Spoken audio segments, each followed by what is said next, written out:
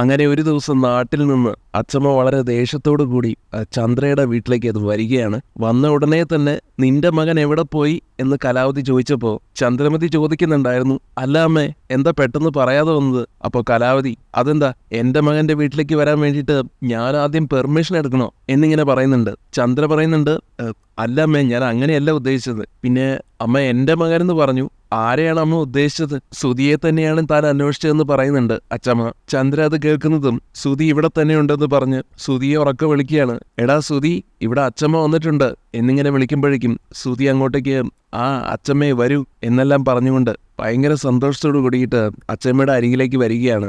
അച്ചമ്മയാണെന്നുണ്ടെങ്കിൽ സുധിയെ കണ്ട ഉടൻ തന്നെ ഷർട്ടിന്റെ കോളർ പിടിച്ച് ഒരൊറ്റ അടി കൊടുക്കുന്നുണ്ട്. സുധിയാണെങ്കിലും ആകെ പേടിച്ചു പോന്നു. അച്ചമ്മയോട് ചോദിക്കുന്നുണ്ട്, അച്ചമ്മ എന്തിനാ എന്നെ വന്നപ്പോൾ തന്നെ തല്ലിയതെന്ന്. അപ്പോഴേക്കും നമ്മുടെ ശ്രുതി അവിടെ എത്തുന്നുണ്ട്. ശ്രുതിയാണെങ്കിൽ ഈ കാഴ്ച കണ്ടിട്ട് അച്ചമ്മയുടെ അടുത്ത്, അച്ചമ്മ എന്തിനാ സുധിയെ അടിച്ചത്? അവൻ എന്ത് തെറ്റാണ് ചെയ്തത് എന്നിങ്ങനെ എല്ലാം ചോദിക്കുമ്പോഴേക്കും അച്ചമ്മയാണെങ്കിൽ ഭയങ്കര കരിപ്പായിട്ട് നിൽക്കുവാണ്. എന്നെ ചോദ്യം ചെയ്യാൻ മാത്രം നീയൊന്നും ആയിട്ടില്ല, അതുകൊണ്ട് മിണ്ടാതിരിക്കാൻ തന്നെ പറയുന്നുണ്ട് ശ്രുതിയുടെ അടുത്ത് അച്ചമ്മ. എന്തായാലും അച്ചമ്മയുടെ ഈ ദേഷ്യത്തിന്റെ കാരണം എന്താണെന്നുള്ള കാര്യം ആർക്കും മനസ്സിലാവുന്നില്ല. ആ ഒരു സമയത്ത് രേവതിയും വന്നിട്ട് ചോദിക്കുന്നുണ്ട്, അച്ചമ്മയ്ക്ക് എന്താ പറ്റിയത്, ദേഷ്യത്തിനുള്ള കാരണം എന്താണെന്ന്. അപ്പൊ അച്ചമ്മ പറയും, മോളെ രേവതി, നീ എന്നെ ഫോണിൽ വിളിച്ച് ആ കാര്യം പറഞ്ഞു കേട്ടപ്പോ എന്റെ മനസ്സാകെ തളർന്നുപോയി. 6 വർഷം എന്റെ അടുത്ത് എന്റെ സച്ചിമോനെ കൊണ്ടുവിട്ടതായിരുന്നു ഇവള്. ഞാൻ പൊന്നു പോലെയായിരുന്നു അവനെ നോക്കിയിട്ടുണ്ടായിരുന്നു. എന്നാൽ ഇവരെല്ലാവരും കൂടി ചേർന്നിട്ട് അവനെ ജയിലിലേക്ക് അയച്ചു. അത് കേട്ടിട്ട് എന്റെ മനസ്സ് തകർന്നുപോയി. രേവതിയോട് സച്ചി ചോദിക്കുന്നുണ്ട്, നീയാണോ കാര്യങ്ങളെല്ലാം അച്ചമ്മയെ വിളിച്ച് അറിയിച്ചതെന്ന്. അപ്പൊ രേവതിയാണെങ്കിലും പറയും, അത് പിന്നെ സച്ചിയേട്ടാ, അത് വേറൊന്നുമല്ല. സച്ചിയേട്ടൻ എന്റെ അടുത്ത് പഴയ കാര്യങ്ങളെക്കുറിച്ച് പറഞ്ഞില്ലേ, അതിനെക്കുറിച്ചാണ്. അച്ചമ്മയ്ക്ക് ഈ കാര്യങ്ങളെക്കുറിച്ച് അറിയാം എന്ന് കരുതിയിട്ടാണ് ഞാൻ അച്ചമ്മയുടെ അടുത്ത് കാര്യങ്ങളെല്ലാം പറഞ്ഞത്. പക്ഷേ അച്ചമ്മ അറിയില്ല എന്നുള്ള കാര്യം എനിക്ക് ഇന്നലെ പറഞ്ഞതിന് ശേഷമാണ് മനസ്സിലായത്. എല്ലാ കാര്യങ്ങളും ഞാൻ അറിയിച്ചപ്പോൾ അച്ചമ്മ ആകെ ഷോക്കായിപ്പോയെന്നെല്ലാം രേവതി പറയുന്നുണ്ട്. തുടർന്ന് സച്ചി പറയുന്നുണ്ട്, അച്ചമ്മയ്ക്ക് ഈ കാര്യങ്ങളെക്കുറിച്ച് ഒന്നും അറിയില്ലായിരുന്നു രേവതി. നീ എന്തിനാണ് അച്ചമ്മയുടെ അടുത്ത് ഈ കാര്യങ്ങളെല്ലാം പറഞ്ഞിട്ട് അച്ചമ്മയെ വേദനിപ്പിക്കാൻ വേണ്ടി പോയത്? അച്ചമ്മയ്ക്ക് അതൊക്കെ അറിഞ്ഞു കഴിഞ്ഞാൽ ഒരിക്കലും താങ്ങാൻ കഴിയില്ല. അതുകൊണ്ട് മാത്രമാണ് ഞാൻ അച്ചമ്മയുടെ അടുത്ത് ഇതെല്ലാം മറച്ചു വെച്ചത്. അങ്ങനെയുള്ളപ്പോ നീ എന്തിനാ അതെല്ലാം പറഞ്ഞത്? രേവതിയാണെങ്കിലും ആകെ വിഷമിച്ചു നിൽക്കുന്നു. ചന്ദ്രമതിക്കും ശ്രുതിക്കും ശ്രുതിക്കും ഒന്നും അപ്പോഴും എന്താണ് കാര്യമെന്ന് പിടികിട്ടിയിട്ടില്ല. നീ എന്ത് കാര്യമാണ് ഈ പറഞ്ഞു തൊലച്ചതെന്ന് ചന്ദ്രമതി രേവതിയോട് ദേഷ്യത്തോടെ ചോദിക്കുന്നുണ്ട്. ചന്ദ്രയുടെ രേവതിയോടുള്ള ആ പെരുമാറ്റം കാണുമ്പോൾ അച്ചമ്മയ്ക്ക് സഹിക്കുന്നില്ല. ചന്ദ്രയോട് പറയും, ദേ നോക്ക് ചന്ദ്രേ, സച്ചിയും അതുപോലെ രേവതിയും ഈ വീട്ടിലെ തങ്കങ്ങളാണ്. അവരെക്കുറിച്ച് ഒരു ദുഷിപ്പ് പറയാനും നിനക്കോ നീ കൂട്ടിക്കൊണ്ടുവന്ന മരുമക്കൾക്കോ നിന്റെ പ്രിയപ്പെട്ട പുത്രനോ ആർക്കും തന്നെ ഇവിടെ ഒരു അവകാശവും ഇല്ല എന്നിങ്ങനെ നല്ല മറുപടി കൊടുക്കുന്നുണ്ട്. ചന്ദ്രയ്ക്കാണെങ്കിൽ അപ്പോഴും ഈ കലാവതി ഇങ്ങോട്ട് വരാനും ദേഷ്യപ്പെടാനും അതിന് മാത്രമൊക്കെ ഇപ്പൊ എന്തായിരിക്കും സംഭവിച്ചത് എന്നുള്ള കാര്യമാണ് മനസ്സിൽ വിചാരിക്കുന്നത്. അപ്പോഴേക്കും നമ്മുടെ രവീന്ദ്രനാണെന്നുണ്ടെങ്കിലും പുറത്തു പോയിട്ട് തിരികെ വരുന്നുണ്ട്. വന്ന ഉടനെ തന്നെ അച്ചമ്മയെ കണ്ടിട്ട്, അല്ല അമ്മേ, അമ്മ എപ്പോ വന്നു? അമ്മ എന്താ പെട്ടെന്ന് പറയാതെ വന്നേ എന്നൊക്കെ ചോദിക്കുമ്പോഴേക്കും, നീയും എന്നോട് ആ കാര്യം മറച്ചു വെച്ചില്ലേ എന്ന് രവിയുടെ അടുത്തും പരാതിപ്പെടുന്നുണ്ട് അച്ചമ്മ. രവിയൊപ്പം ചോദിക്കുന്നുണ്ട്, ഞാൻ എന്ത് കാര്യം മറച്ചു വെച്ചെന്നാണെന്ന്. അതേസമയം സച്ചിയാണെങ്കിൽ അച്ഛനും ഈ കാര്യവുമായിട്ട് യാതൊരു ബന്ധവും ഇല്ലെന്ന് അച്ചമ്മയ്ക്ക് പറഞ്ഞു കൊടുക്കുന്നുണ്ടെങ്കിൽ പോലും ചന്ദ്ര ഇതിനിടയിൽ കയറി രവീന്ദ്രന് പറഞ്ഞു കൊടുക്കുന്നുണ്ട്, അമ്മ വന്നപ്പോൾ മുതലേ ഭയങ്കര ദേഷ്യത്തിലാണെന്നും ഈ പൂ കെട്ടുന്നവളെ എന്തൊക്കെയോ അമ്മയെ വിളിച്ച് പറഞ്ഞിട്ടുണ്ട്, അതുകൊണ്ടാണ് അമ്മ ദേഷ്യപ്പെടുന്നത്. രവിക്കാണെങ്കിൽ കാര്യം എന്താണെന്ന് മനസ്സിലായിട്ടില്ലെങ്കിൽ പോലും രവി വേഗം അച്ചമ്മയെ വിളിച്ചുകൊണ്ട് പോയിട്ട് സമാധാനിപ്പിച്ചുകൊണ്ട് കസേരയിൽ ഇരുത്തുകയാണ്. ആ ഒരു സമയത്ത് അച്ചമ്മ വീണ്ടും പഴയ കാര്യങ്ങളെക്കുറിച്ചൊക്കെ സംസാരിക്കുകയാണ്. അച്ചമ്മ പറയുന്നുണ്ട്, 6 വർഷത്തോളം സച്ചി ഇവളുടെ കൂടെ നിൽക്കാൻ വേണ്ടി പാടില്ല എന്ന് പറഞ്ഞിട്ടാണ് ഇവളെ എന്റെ അരികിൽ കൊണ്ടുവന്നിട്ട് സച്ചിയെ വിട്ടത്. ഞാൻ അവനെ തങ്കം പോലെയാണ് വളർത്തിയത്. ഒരു കള്ളത്തരമോ കാര്യങ്ങളോ ഒന്നും അവൻ നാട്ടിൽ നിൽക്കുന്ന സമയത്ത് ചെയ്തിട്ടില്ല. പക്ഷെ ഇപ്പൊ ഇവള് പറഞ്ഞത് എന്റെ വളർത്തു ദോഷം കൊണ്ടാണ് ഇവൻ തെറ്റുകളെല്ലാം ചെയ്തത് എന്നുള്ള രീതിയിലാണ്. അതുകൊണ്ടാണല്ലോ തെറ്റുകാരനെന്ന് മുദ്രകുത്തി പാവം സച്ചിയെ ഇവളും കൂടെ പറഞ്ഞിട്ട് അന്ന് ദുർഗുണ പരിഹാര പാഠശാലയിലേക്ക് അയച്ചത്. എന്നാ നീ കേട്ടോ ചന്ദ്രേ, അന്ന് ആ അധ്യാപകന്റെ മേൽ കല്ലെറിഞ്ഞത് എന്റെ മോൻ സച്ചി അല്ല, നിന്റെ പുന്നാര മകനുണ്ടല്ലോ സുധി, അവനാണ്. ഇതൊക്കെ കേട്ടിട്ട് ചന്ദ്രയാണെങ്കിലും എന്താ അമ്മ ഈ പറയുന്നതെന്ന് ഞെട്ടലോടെ ചോദിക്കുമ്പോ ഞാൻ പറഞ്ഞതെല്ലാം സത്യമാണ്. ഒരു തെറ്റും ചെയ്യാതെയാണ് എന്റെ സച്ചിമോന് ജയിലിൽ പോയി കിടക്കേണ്ടി വന്നത്. അവിടെ ചെന്ന് ഒരുപാട് ഇവൻ കഷ്ടപ്പെട്ടു. എല്ലാത്തിനും കാരണം നീയും നിന്റെ പുന്നാര മകനുമാണടി. രവിക്കാണെങ്കിലും ഈ കാര്യങ്ങളൊന്നും അറിയില്ലായിരുന്നു. അതുകൊണ്ട് രവിയാണെങ്കിലും എന്താണെന്ന് ചോദിക്കുന്നുണ്ട്. അപ്പൊ അച്ചമ്മ രവിയോട് ചോദിക്കും, എന്താ രവി, നിനക്ക് ഈ കാര്യങ്ങളൊന്നും അറിയില്ലായിരുന്നോ? രവി പറയുന്നുണ്ട്, അമ്മേ, ഒരിക്കലും സച്ചി അങ്ങനെ ഒരു തെറ്റ് ചെയ്യില്ല എന്നുള്ളൊരു കാര്യം എനിക്ക് തോന്നിയിട്ടുണ്ടായിരുന്നു. പക്ഷേ എല്ലാം കഴിഞ്ഞതിന് ശേഷമാണ് സച്ചി എൻ്റെ അടുത്ത് കാര്യങ്ങളെല്ലാം തുറന്നു പറഞ്ഞത്. ഈ കാര്യങ്ങൾ മാത്രമല്ല, ശ്രുതിക്ക് ചെറുപ്പം തൊട്ടേ മോഷണ ബുദ്ധിയുണ്ട്. തൊട്ടടുത്ത വീട്ടിലെ ചെറുക്കൻ്റെ വീഡിയോ ഗെയിം എടുത്തോണ്ട് വന്ന് കളിച്ചിട്ട് അവര് ചോദിച്ച സമയത്ത് അത് സച്ചിയുടെ കയ്യിലേക്ക് കൊടുത്ത് സച്ചിയെ കള്ളനാക്കാൻ ശ്രമിച്ചവനല്ലേ ഇവൻ. ചെറുപ്പം മുതലേ ഇവന് കള്ളബുദ്ധിയുണ്ട്. ആ കള്ളത്തരം കൊണ്ടാണല്ലോ ഇവൻ 50 ലക്ഷം രൂപയും എടുത്തോണ്ട് ഓടിപ്പോയത്. എന്നാൽ ഇതൊന്നും മനസ്സിലാക്കാതെ ഈ ചന്ദ്രയാണെന്നുണ്ടെങ്കിലും സച്ചിയുടെ അടുത്ത് മോശമായിട്ടുള്ള രീതിയിലല്ലേ ഓരോ സമയവും പെരുമാറിക്കൊണ്ടിരിക്കുന്നത്. ഇതൊക്കെ കേട്ടിട്ട് നിനക്കൊന്നും പറയാനില്ലേടി ചന്ദ്രേ എന്ന് കലാവതി പൊട്ടിത്തെറിച്ചുകൊണ്ട് ചോദിക്കുമ്പോൾ ചന്ദ്രയാണെങ്കിലും സത്യങ്ങളെല്ലാം കേട്ട് ആകെ ഷോക്കായി നിൽക്കുകയാണ്. എന്നിട്ട് വേഗം തന്നെ സുധിയുടെ ഷർട്ടിന്റെ കോളർ കയറി പിടിക്കുകയാണ്. എന്നിട്ട് ചോദിക്കുകയാണ്, എന്താടാ ഈ കേട്ടതെല്ലാം സത്യമാണോ? സത്യം പറയടാ, ആരാടാ കള്ളം പറഞ്ഞത്? നീയാണോടാ ഇത് ചെയ്തത്? സത്യം പറയണം, ഇല്ലെങ്കിൽ നിന്നെ നീ തന്നെ എല്ലാവരുടെയും മുമ്പിൽ എത്ര തവണ എന്നെ നാണം കെടുത്തിയിട്ടുണ്ട്.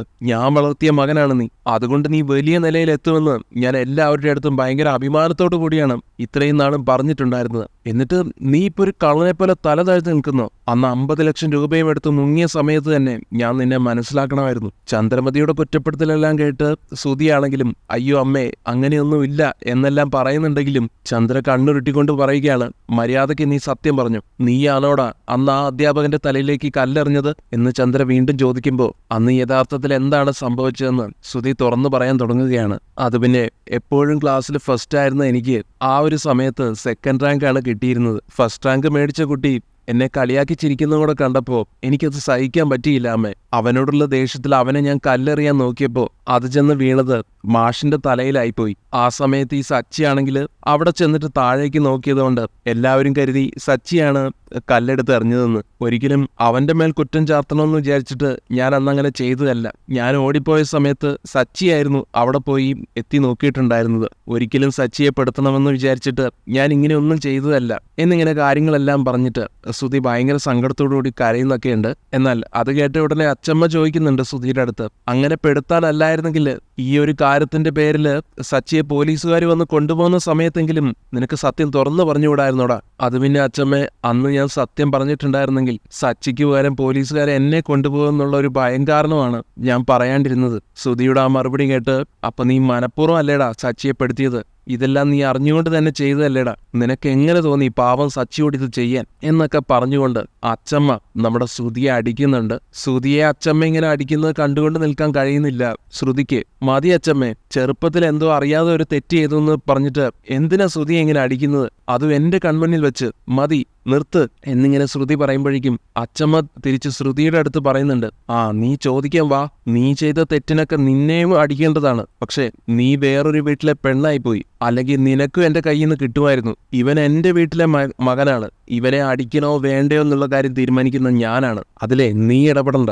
നീയെന്നല്ല ഇടപെടാൻ വേണ്ടി ആരും വരണ്ട. ചെറുപ്പകാലത്ത് ചെയ്ത തെറ്റാണെന്ന് പറഞ്ഞ് അവൾ എന്റെ അടുത്ത് വക്കാലത്തിന് വേണ്ടി വന്നിരിക്കുന്നു. ഇവൻ ചെയ്ത തെറ്റ് കാരണമേ എന്റെ സച്ചിമോന്റെ ജീവിതമാണ് ഇല്ലാതായിപ്പോയത്. അതിന് നിനക്ക് എന്താടി മറുപടി പറയാനുള്ളത്? അത് കേട്ട് ശ്രുതിയാണെങ്കിൽ അതച്ചമ്മേ എന്നൊക്കെ പറഞ്ഞിട്ട് ബബ്ബ അടിക്കുമ്പോഴേക്കും അതിന് നിനക്ക് മറുപടി പറയാനൊന്നുമില്ല അല്ലേ? എങ്കിലേ മിണ്ടാതിരുന്നു എന്ന് പറയുകയാണ് ശ്രുതിയോട് അച്ചമ്മ. സത്യങ്ങളെല്ലാം മനസ്സിലാക്കിയ ചന്ദ്രമതിയാണെങ്കിലും ശ്രുതിയുടെ അടുത്ത് പിന്നീട് പറയുന്നുണ്ട്, ഇനി നീ ഒരിക്കലും എന്റെ മുഖത്ത് നോക്കിയിട്ട് എന്നെ അമ്മ എന്ന് വിളിക്കരുതെന്ന്. അപ്പോഴേക്കും രേവതി വന്നിട്ട് ചന്ദ്രയോടായിട്ട് ചോദിക്കുകയാണ്, എപ്പോഴും അമ്മ ശ്രുതിയെ സപ്പോർട്ട് ചെയ്ത് സച്ചിയേട്ടനെ കുറ്റപ്പെടുത്തിക്കൊണ്ടേ ഇരിക്കുകയായിരുന്നില്ലേ? ഇപ്പൊ അമ്മയ്ക്ക് എന്താണ് പറയാനുള്ളത്? കുറ്റപ്പെടുത്തുകയല്ലാതെ സ്നേഹത്തിന്റെ ഒരു കണിക പോലും സച്ചിയേട്ടന് അമ്മ ഇതുവരെ കൊടുത്തിട്ടില്ല. ഞാൻ വന്ന കാലം മുതൽ ഇന്ന് വരെ അമ്മ സ്നേഹത്തോടു കൂടി സച്ചിയേട്ടനെ ഒന്ന് നോക്കുന്നത് പോലും ഞാൻ കണ്ടിട്ടില്ല. ചെയ്യാത്ത തെറ്റിന് സച്ചിയേട്ടന് ഇത്രയും വലിയൊരു കൊടും ശിക്ഷയല്ലേ അമ്മ കൊടുത്തത്? ഇപ്പൊ അമ്മയ്ക്ക് എന്താണ് പറയാനുള്ളത്? ചെയ്യാത്ത തെറ്റിന് എന്തിനാണ് സച്ചിയേട്ടന് അമ്മ ശിക്ഷ കൊടുത്തത്? സച്ചിയേട്ടൻ മോശപ്പെട്ട് നടക്കുന്നു എന്നുള്ള കാര്യം പറഞ്ഞുകൊണ്ടല്ലേ അമ്മ സച്ചിയേട്ടനെ അച്ചമ്മയുടെ അടുത്ത് കൊണ്ടുപോയി വിട്ടത്? അത് കഴിഞ്ഞ് തിരികെ വന്ന സമയത്ത് അമ്മ സച്ചിയേട്ടനെ ജയിലിലേക്ക് അയക്കുകയും ചെയ്തു. ഇത്രയും കാലം അമ്മ സച്ചിയേട്ടനോട് ചെയ്ത ഈ ക്രൂരതകൾക്കൊക്കെ അമ്മയ്ക്ക് എന്ത് ശിക്ഷയാണ് വേണ്ടതെന്ന് രേവതിയുടെ ചോദ്യങ്ങളെല്ലാം കേട്ട് ചന്ദ്രമതി ഒന്നും പറയാനാവാതെ തല താഴ്ത്തി നിൽക്കുകയാണ്. തുടർന്ന് അച്ചമ്മയും പറയുന്നുണ്ട്, നീ ചെയ്ത തെറ്റ് കാരണം സച്ചിയുടെ ജീവിതമാണ് നഷ്ടപ്പെട്ടത്. ഇപ്പൊ നിനക്കെന്താ ഒന്നും പറയാൻ തോന്നുന്നില്ലേ? ഇപ്പൊ ശ്രുതിയുടെ സ്ഥാനത്ത് സച്ചിയായിരുന്നെങ്കിൽ നീ എന്തെല്ലാം കാര്യങ്ങൾ പറയുമായിരുന്നു. എന്തിനാ ചന്ദ്രേ സച്ചിക്ക് നീ ഇത്രയും വലിയൊരു ശിക്ഷ കൊടുത്തത്? സ്വന്തം മകനാണെന്നുള്ളൊരു പരിഗണന പോലും കൊടുക്കാതെ നീ എന്തെല്ലാം കാര്യങ്ങളാ സച്ചിയെ കുറിച്ച് പറയാറുള്ളത്? ഇപ്പൊ രേവതി ചോദിച്ചതുപോലെ നിനക്ക് എന്ത് ശിക്ഷയാണ് ചന്ദ്രേ ഞങ്ങൾ തരേണ്ടത്? അങ്ങനെ ചോദിക്കുന്നുണ്ട് രവീന്ദ്രനും. എന്തായാലും എല്ലാവരും കൂടെ ചന്ദ്രമതി ഇങ്ങനെ ചോദ്യം ചെയ്തുകൊണ്ടിരിക്കുന്ന സമയത്ത് സച്ചി പറയുന്നുണ്ട്, എല്ലാം വിട്ടേക്കച്ച, നടക്കേണ്ട കാര്യങ്ങളെല്ലാം നടന്നു. ഇനി അതിനെക്കുറിച്ച് പറഞ്ഞിട്ട് ഒരു കാര്യവുമില്ല. അമ്മയ്ക്ക് 3 മക്കളാണുള്ളത്. എന്നാൽ എനിക്കൊരമ്മ മാത്രമേ ഉണ്ടായിരുന്നുള്ളൂ. എനിക്കൊരിക്കലും അമ്മയെ വിട്ടുകൊടുത്ത് സംസാരിക്കാൻ വേണ്ടി പറ്റുമായിരുന്നില്ല. സച്ചി ഇത്രയും പറഞ്ഞപ്പോഴേക്കും അച്ചമ്മ ചന്ദ്രയോട് ചോദിക്കുകയാണ്, നീ കേട്ടില്ലേ സച്ചി പറഞ്ഞത്? ഇതാണ് സച്ചി. ഇത്രയും വേദനയെല്ലാം മനസ്സിൽ വെച്ചുകൊണ്ടും അവൻ ഇപ്പോഴും നിന്നെ ജീവന് തുല്യമാണ് സ്നേഹിക്കുന്നത്. ആ അവനെയാണ് നീ ഇത്രയും കാലമായിട്ട് ദ്രോഹിച്ചുകൊണ്ടിരുന്നത്. ഇതൊന്നും ദൈവം പോലും പൊറുക്കാത്ത കാര്യമാണ് ചന്ദ്രേ. അങ്ങനെ എല്ലാത്തിനും ഒടുവില് ചന്ദ്രയ്ക്കും സച്ചിയെക്കുറിച്ച് ഓർത്ത് ശരിക്കും വിഷമം തോന്നുകയാണ്. ഞാൻ തെറ്റ് ചെയ്തു പോയി, എന്നോട് ക്ഷമിക്കടാ മോനെ എന്ന് പറഞ്ഞ് സച്ചിയുടെ അരിയിലേക്ക് ചെല്ലുകയാണ് ചന്ദ്ര. എന്നാൽ ഇനിയിപ്പോൾ മാപ്പ് പറഞ്ഞിട്ട് എന്ത് കാര്യമാണുള്ളതെന്നും അവന്റെ ചെറുപ്പം മുതൽ ഈ വയസ്സുവരെ അവന്റെ മനസ്സിൽ വേദനയല്ലാതെ മറ്റൊരു മുറിവും ഉണ്ടായിട്ടില്ല. ആ മുറിവ് നിന്നെ കൊണ്ട് ഉണക്കാൻ വേണ്ടി പറ്റുമോ? അതിന് നീ എന്ത് മരുന്നാണ് പുരട്ടാൻ വേണ്ടി പോകുന്നത്? എന്തായാലും ദൈവത്തിന്റെ ഹിതം പോലെ രേവതി അവന്റെ ജീവിതത്തിലേക്ക് വന്നു. അവൾ അവന്റെ ജീവിതത്തിലേക്ക് വന്നില്ലായിരുന്നെങ്കിൽ ഇന്ന് സച്ചിയുടെ ജീവിതം എന്താകുമെന്നുള്ള കാര്യം എനിക്ക് ചിന്തിക്കാൻ പോലും വയ്യ. രേവതി വന്നിട്ടില്ലായിരുന്നെങ്കിൽ ഉറപ്പായിട്ടും അവന്റെ ജീവിതം നശിച്ചു പോയേനെ. ഇപ്പോൾ ഇന്നലെ രാത്രി രേവതി വിളിച്ചിട്ട് ഈ കാര്യങ്ങളെല്ലാം അച്ഛമ്മയുടെ അടുത്ത് പറഞ്ഞുകൊണ്ട് മാത്രമാണ് ഇന്ന് സത്യങ്ങളെല്ലാം ഞാനും അറിഞ്ഞത്. ഇങ്ങനെ ഒരു സംഭവം നടന്നിട്ടില്ലായിരുന്നെങ്കിൽ നീ മരിക്കുവോളം ഈ കാര്യം ഒരിക്കലും അറിയില്ലായിരുന്നു. സച്ചി ഒരിക്കലും നിന്നോട് ഈ സത്യം പറയില്ലായിരുന്നു. അവൻ മരിക്കുവോളം അമ്മയുടെ സ്നേഹം കിട്ടാതെ ജീവിക്കുകയും ചെയ്യുമായിരുന്നു. രവീന്ദ്രൻ ഈ പറഞ്ഞതെല്ലാം കേട്ടിട്ട് ചന്ദ്രമതിക്കാണെങ്കിലും മനസ്സിന് വല്ലാത്ത വേദന തോന്നുകയാണ്. എല്ലാവരോടുമായിട്ട് ചന്ദ്ര പറയുന്നുണ്ട്, എന്നോട് ക്ഷമിക്കണം. എല്ലാം ഉണ്ടായത് ഇവൻ ഒറ്റൊരുത്തൻ കാരണമാണ്. ഇവനോടുള്ള എൻ്റെ അമിത സ്നേഹമാണ് എൻ്റെ കണ്ണ് മൂടി കെട്ടിയിട്ടുണ്ടായിരുന്നത്. ഒരിക്കലും ഈ സുധി ഇങ്ങനെ ചെയ്യുമെന്നുള്ള കാര്യം എനിക്ക് അറിയില്ലായിരുന്നു. അങ്ങനെയും പറഞ്ഞ് ചന്ദ്ര കരയാൻ തുടങ്ങിയതും അച്ചമ്മ ചോദിക്കുന്നുണ്ട് ചന്ദ്രയോട്, നീ ഇവന്റെ അമ്മയല്ലേ? അമ്മയ്ക്കറിയില്ലേ സ്വന്തം മക്കൾ എന്തെല്ലാം കാര്യങ്ങൾ ചെയ്യും? 3 മക്കളിലും ഓരോരുത്തരും എങ്ങനെയാണെന്നും അതൊക്കെ സ്വന്തം അമ്മയ്ക്കല്ലാതെ പിന്നെ വേറെ ആർക്കാണ് അറിയുക എന്ന്. മക്കളെ മനസ്സിലാക്കാത്ത ഒരു അമ്മ എന്ന് പറയുന്നത് അവരുടെ അമ്മ അല്ലാതിരിക്കുന്നതിന് തുല്യമാണെന്ന്. അങ്ങനെ എല്ലാത്തിനും ഒടുവിൽ സച്ചിയും ഇമോഷണലായിട്ട് പറയുന്നുണ്ട്, എന്തായാലും നടക്കേണ്ടതെല്ലാം നടന്നു അച്ചമ്മ. ഇനിയെങ്കിലും അമ്മ എന്നെ ഒരു മകനായിട്ട് അംഗീകരിച്ചാൽ മാത്രം മതി. ഒരുപാട് സ്നേഹമൊന്നും വേണ്ട. ഒന്ന് സ്നേഹത്തോടു കൂടി മോനെയെന്ന് വിളിച്ചാൽ മാത്രം മതി എനിക്ക്. എന്നാൽ അത് പറഞ്ഞു തരേണ്ട താമസമേ ഉള്ളൂ. സച്ചിയെ മോനെയെന്ന് വിളിച്ച് ചന്ദ്രമതി വന്നിട്ട് കെട്ടിപ്പിടിക്കുകയാണ്. ആ രംഗം കണ്ട് എല്ലാവരുടെയും കണ്ണ് നിറഞ്ഞു പോകുന്നു.